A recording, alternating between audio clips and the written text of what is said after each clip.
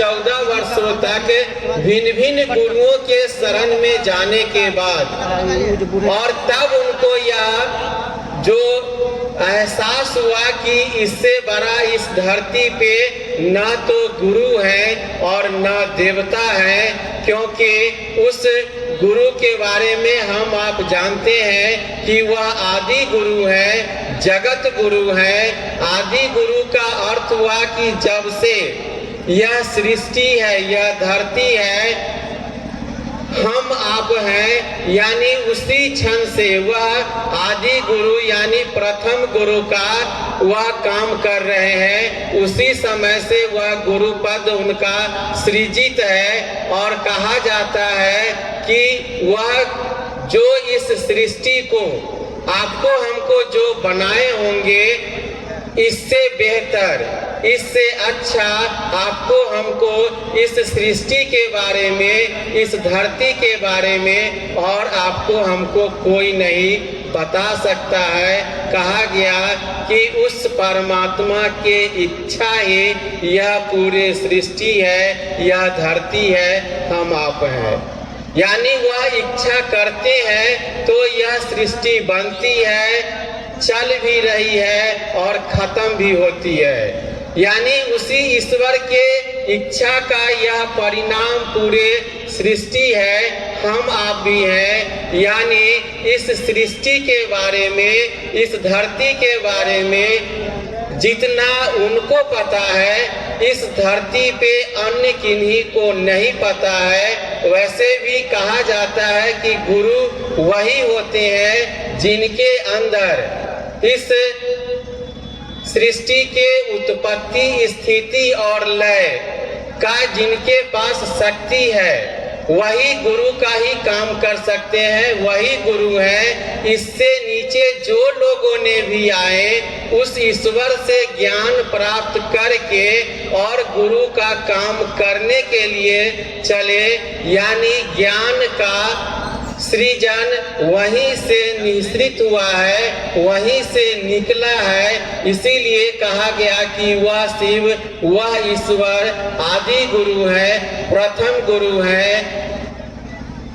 जगत गुरु के भी उनको कहा गया। जगत गुरु का अर्थ होता है कि इस सृष्टि पे जो भी मानव है, अगर वह इच्छा करते हैं कि वह परमात्मा, वह शिव मेरे जीवन में गुरु हो जाए, तो इस जगत के एक एक व्यक्ति यह स्वतंत्र है कि वह इच्छा कर सकते हैं कि वह जगत गुरु शिव, वह भगवान मेरे जीवन में गुरु हो जाए, तो वह शिव, वह गुरु के पद पे बैठ के इस धरती के, इस सृष्टि के एक एक व्यक्ति के गुरु होने का वह उत्तरदायित्व लेते हैं, वह वहन करते हैं। आपको हमको यह मात्र इच्छा करनी होगी कि वह शिव, वह जगत गुरु इस क्षण से मेरे जीवन में गुरु हो जाए,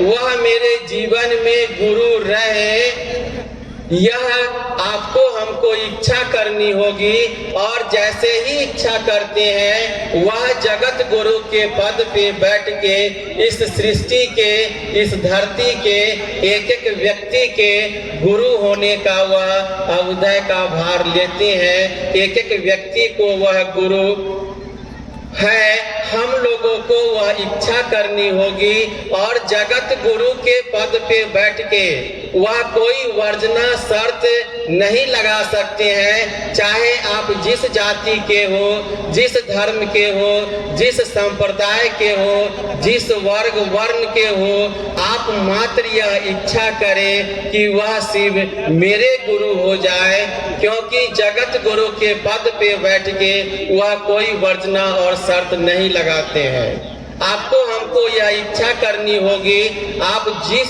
चीज से जुड़े हुए हैं, जिनकी भी पूजा या साधना या उपासना कर रहे हैं, आप मात्र यह मन में इच्छा करेंगे कि वह शिव मेरे गुरु हो जाए, यही इच्छा आपके जीवन में मरे नहीं, आपके जीवन में यह रहे।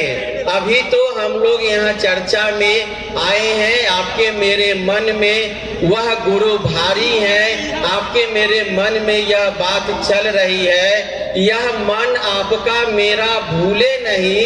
इसी के लिए इस कालखंड के महामानव श्रद्धेय श्री हरिंद्रानंद जी ने, आप जिस परिवेश में रह रहे हैं, जिस मौसम के हम आप हैं, उसी के अनुरूप हम लोगों को बहुत ही सरल और सुगम यह 3 काम दिए हैं, यह 3 सूत्र दिए हैं। इन 3 सूत्रों के माध्यम से हम आप अपने गुरु से जुड़ सकते हैं, उनको अपना गुरु बना सकते हैं, और यही 3 सूत्र आपको एक दिन वह गुरु अपने जैसे बना देंगे, क्योंकि वह महामानव ने अपने जीवन में यह अनुभूत करके, यह उतार के उनके जीवन में यह एहसास हुआ, और उसी के अनुरूप आपको हमको यह 3 सूत्र दिए हैं, जिसमें से पहला सूत्र है दया मांगना है, दूसरा है कि चर्चा करना है, और तीसरा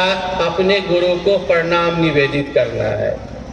दया जो मांगना है, हम लोग जैसे ही उस भगवान को, उस शिव को अपना गुरु मानते हैं, तो हम आप उनको गुरु मानेंगे, तो शिष्य के स्थिति में आपका मेरा मन यह समझे कि हम शिव के शिष्य हैं। यही बात उनसे कहना है कि हे शिव, आप मेरे गुरु हैं, मैं आपका शिष्य हूँ, मुझ पर दया कर दीजिए।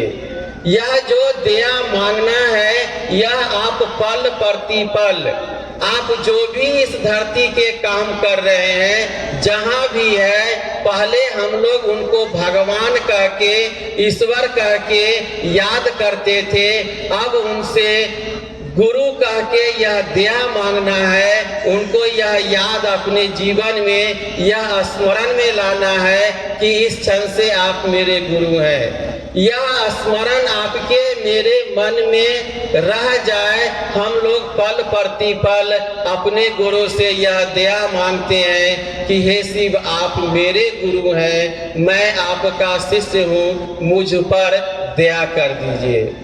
जैसे ही इस बात को कहते हैं कि हे शिव, आप मेरे गुरु हैं, यह आपके मेरे मन में एक अधिकार है कि इस क्षण से यह आप मेरे गुरु हैं। जैसे ही कह रहे हैं कि हे शिव, आप मेरे गुरु हैं, जैसे ही दूसरी कड़ी में कहते हैं कि मुझ पे दया कर दीजिए, यह आपके जीवन में यह स्मरण रहे, बार बार यह बात कहते हैं, तो पहले में तो आपको यह अधिकार है, दूसरा में यह कर्तव्य बोध है कि वह मेरे गुरु हैं। यह कर्तव्य हम आप अपने जीवन में जैसे अपनों के प्रति, मेरे के प्रति रहता है कि यह मेरे है, यह मेरा घर है, यह मेरा संपत्ति है, यानी उससे आपको अपने के प्रति लगाव हो जाता है।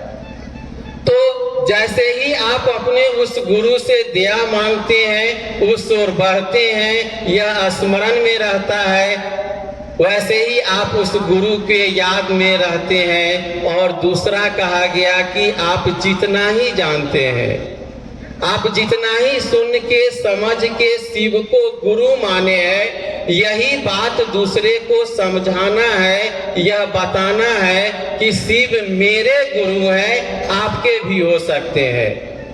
यही सुन के समझ के हम लोग दूसरे को यह जो बताने के लिए चलते हैं, चर्चा करने के लिए चलते हैं। चर्चा करने के क्रम में जब तक आपका मेरा मन अपने गुरु से नहीं जुड़ेगा, हम आप चर्चा नहीं कर पाते हैं। सामने वाले श्रोता रहते हैं, आपके मन में भी यह रहता है कि सामने वाले क्या जिज्ञासा करेंगे, क्या पूछेंगे, तो उस क्षण आप अपने गुरु की दया के आश्रय में जाते हैं और सामने वाले लोगों से यह चर्चा करते हैं, उनको अपने गुरु से जोड़ने के लिए चलते हैं। इसी जोड़ने के क्रम में हम आप जितना देर अपने गुरु की बात करते हैं, जितना देर चर्चा करते हैं, उतना देर तो आपका मेरा मन अपने गुरु से जुड़ा रहता है। आपका मन इधर उधर कहीं जा नहीं पाता है। और कहा गया कि इस चर्चा के क्रम में जितना ही देर आप अपने गुरु के बारे में बात करते हैं, आपके याद में, आपके स्मरण में, ध्यान में वह गुरु अवस्थित रहते हैं। यानी कहा गया कि यही चर्चा के माध्यम से, गपशप के ही माध्यम से इस धरती के जितने भी पूजा, साधना, उपासना या ध्यान या यज्ञ है, उसमें भी कहा गया कि जब तक आपकी मनसा, वाचा और कर्मणा, जब तक यह तीनों एक सिद्ध में नहीं चलती है, तब तक इस धरती की ना तो कोई पूजा, ना तो कोई ध्यान या यज्ञ या व्रत आपको फलदायी होता है। और आज के परिवेश में तो आपके मेरे वीर साहब श्री हरिंद्रानंद जी ने इसी गपशप के माध्यम से, इसी चर्चा के माध्यम से कहा गया कि आपके मन में अपने गुरु को आप बिठाए रखते हैं, स्मरण करते हैं और आपके ध्यान में गुरु रहते हैं, और तभी हम आप अपने गुरु के बारे में बोल पाते हैं, दूसरे को समझा पाते हैं। यानी इसी चर्चा में ध्यान भी है। इससे अच्छी इस धरती पे आज के परिवेश में कोई विधा नहीं है कि आप अपने गुरु से जुड़ सकते हैं। वैसे भी साहब शिष्य अनुभूति में लिखे हैं कि शिव चर्चा ही सबसे अनुपम यह विधा है, सबसे अच्छा विधा है शिष्य भाव जगाने का भी। और हम आप भी अपने गुरु को मान के यह कोशिश, यह चेष्टा जरूर करें कि जितना ही वह गुरु समझ दिए हैं, वह ज्ञान दिए हैं, शुरू बार में तो आपको हमको थोड़ा लगता है कि कैसे करें, कैसे लोगों को बताएं, कैसे समझाने के लिए चले, लेकिन मन में जरा यह तो सोचिए कि उससे बड़ा न तो कोई गुरु है और न देवता है। हम आप उनके शिष्य हैं और शिष्य के स्थिति में जैसे ही यह काम करने के लिए चलते हैं, उस गुरु की दया आप पे, हम पे होती है और वह गुरु आप ही के माध्यम से अपना वह कार्य करवा रहे हैं, इस ओर प्रेरित लोगों को कर रहे हैं। आपको हमको भी यह कोशिश करनी चाहिए कि इस काम को जितना ही आपके पास वक्त है, समय है, जहां आप रहते हैं, लोगों से मिलते हैं, यह हम आप कोशिश चेष्टा जरूर करें। मन में एक यह चाहत जरूर बनाए कि इस धरती के एक एक व्यक्ति को, एक एक लोगों को अपने गुरु से जोड़ने के लिए चलेंगे।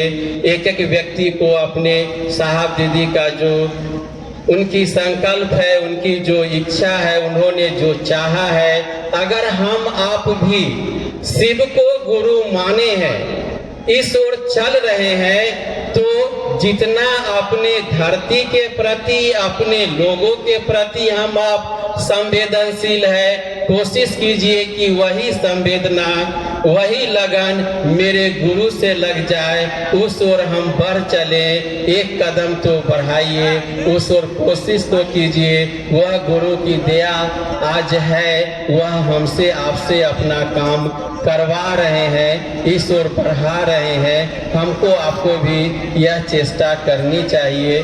तीसरा सूत्र है कि अपने गुरु को नमः शिवाय से प्रणाम करने की कोशिश करना है। नमः शिवाय का अर्थ ही होता है शिव को प्रणाम, अपने गुरु को प्रणाम। हम लोग भी अगर उनको गुरु माने हैं तो नमः शिवाय से 24 घंटे में एक बार, किसी भी समय 108 बार अपने गुरु को नमः शिवाय से प्रणाम कर सकते हैं। और यह प्रणाम हम आप अपने जीवन में जरूर चाहें कि इसको करेंगे।